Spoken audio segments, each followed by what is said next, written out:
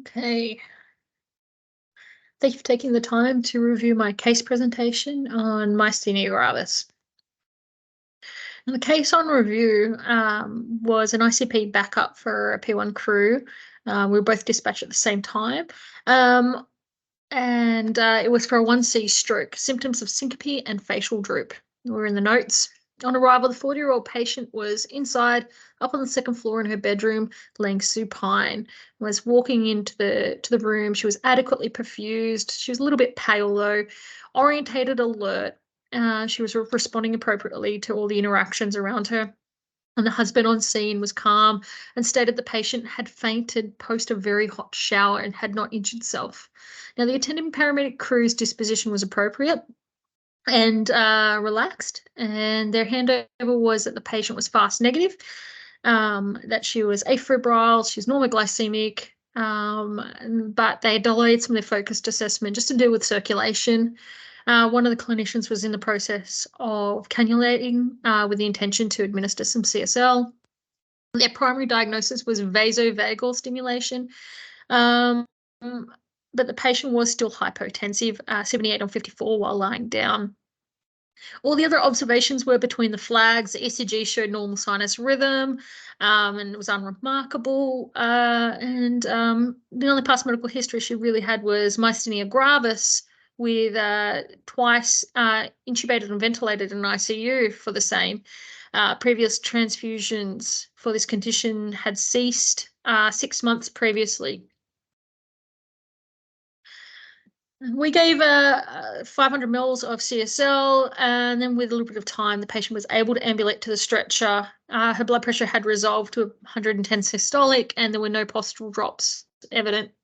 The patient remained stable at the John Hunter and was monitored, and just with consultation with her specialist, she was then discharged with no further treatment.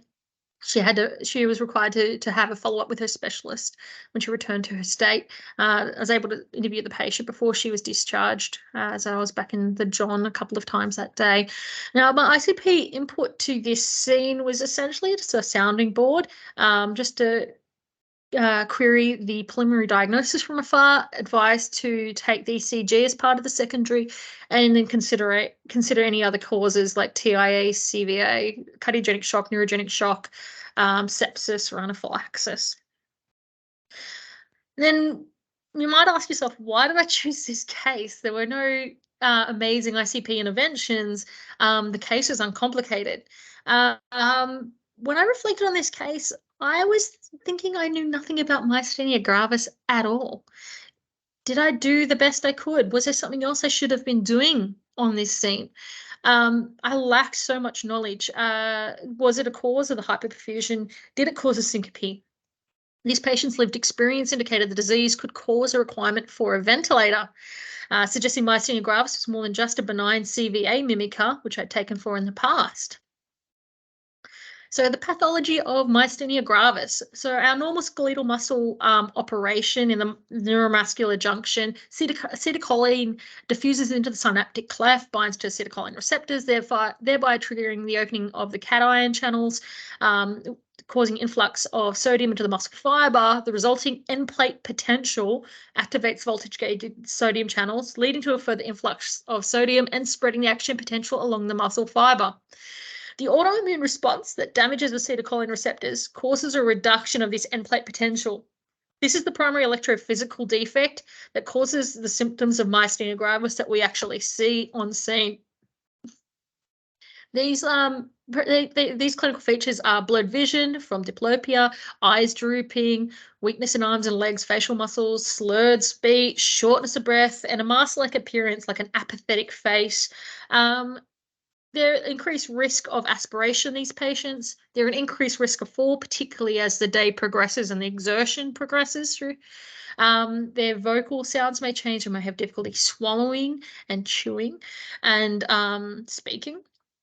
It can also impair their respiratory status, so may lead to respiratory failure as well. So myasthenia gravis translates into muscle weakness severe.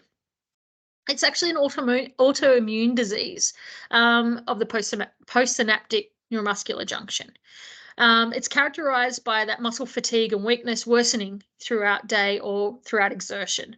The B cell mediated specific antigens attached to nicotinic acetylcholine receptors cluster around the surrounds of these, and this immune response damages and reduces the available nicotinic receptors for acetylcholine to bind to, which actually causes the rapid muscular fatigue and weakness. There are some other rare subtypes of myasthenia gravis that have variations to this pathophysiology, and that does make it difficult to diagnose this disease by serology alone. So one of the least preferred ways to diagnose this is by a pharmacological challenge. They use an anti-acetylcholinesterase medication, and it's not preferred as a frontline just because it's got some adverse effects to it, but it can be used to differentiate myasthenia gravis pretty quickly. A serology test, but again, like I was saying, there are some variations of this disease where antibodies will not be present, or different antibodies will be present in the serum as expected from what it was expected. Another way is ice pack challenge to change the action potential of the neuron. So you can put an ice pack over the affected muscle and see if it has any improvement. Also, electro stimulation of the muscle, and with use, fatigue should ensue. Some of the ways they can diagnose. So some people find it very easy to be diagnosed. Some people have a more challenging diagnosis path. Some of the evidence-based treatments they're using at the moment: anti-acetylcholine esterase. Gosh, that word. Anti-acetylcholine esterase medication prolongs the acetylcholine in the neuromuscular junction. There is a surgical removal of the thymus, particularly when they've got a history of thymoma. This is a immunomodulation, reducing the T cell production, so lowers the immune response. Corticosteroids, a lot of autoimmune diseases, corticosteroids suppress the general immune response. It inhibits T and B cell proliferation, blocks T cell activation, and inhibits activated T cells. Plasmapheresis, so they remove platelets and replace with albumin.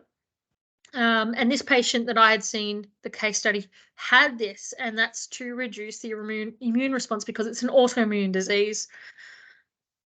So some of the medical emergency presentations we may see, myasthenic crisis. It's essentially a respiratory failure because the respiratory muscles have fatigued, usually with a preceding insult, like a physical exertion, emotional exertion, an infection, a chest infection, commonly, or a tapering of the medication used to remove some of the effects of their myasthenia gravis. It may result requiring mechanical ventilating, so perhaps even putting a mask in a bag to help assist these people, or in worst case, intubation and ventilation could result, I guess, in a hypoxic arrest. A cholinergic crisis can occur, so those anti-acetylcholinesterase medications can cause an overdose of those can cause a parasympathetic overstimulation. So you'll see pupil constriction, broncho constriction, increased salivation, GI discomfort, diarrhea, cramping, urinary incontinence. You might see bradycardia as well. And of course, you may also see that respiratory the ventilation depression, because respiratory muscles may be overwhelmed by the furthering insult, because the additional acetylcholine does not increase the acetylcholine receptors' ability to bind. Like those receptors are still damaged. It just creates a situation where you've got more acetylcholine in the synapse, so you can still have that like a myasthenic crisis behind a cholinergic crisis. So the relevance to my ICP practice after reviewing this case study, it has changed the way I'm going to be approaching these patients in the community, definitely. Would it have changed the way I approached the patient who I met of this case? No, probably not. I feel as though there was no other interventions that I should have been doing for this patient. I believe it's going to change the way I risk profile these patients in the community, increases their aspiration risk, their respiratory failure risk, and their falls risk. So my FROPCOM screening, my elderly at risk screening, and my respiratory assessments are going to be a little bit, I'm going to add a little bit more suspicion to these patients and a little bit more caution. Attending any medical emergencies, arrests or peri-arrests with these patients, I'll consider hypoxia, hypoventilation, and also bradycardia as some of the reversible causes that we could address, particularly if they have a history of insult to those respiratory muscles, infections, recent surgery, or a change in their medications. As a clinical leader, I think doing this case study, it's a curious subject. So like it's been an interesting little conversation starter about our clinical curiosity about like picking apart interesting little pieces, and also encouraging some of the clinical discussions between myself and other paramedics with their experiences. I really appreciate you spending some time to watch this presentation. Here are some of my references. Thank you very much.